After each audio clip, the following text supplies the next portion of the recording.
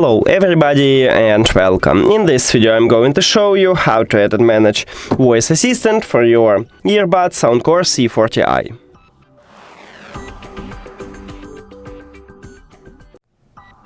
You have to start by open SOUNDCORE application and now click on your device here.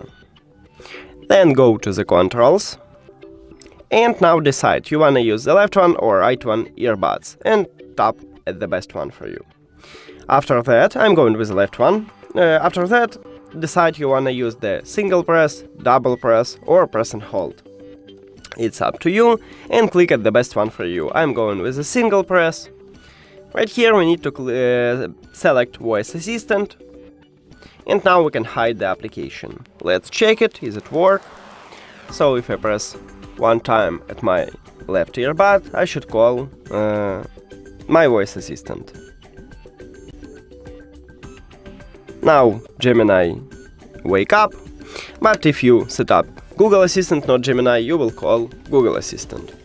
That's it. Thank you for watching this video. If you found it helpful, please consider subscribing to channel and leave the like on the video. See you later.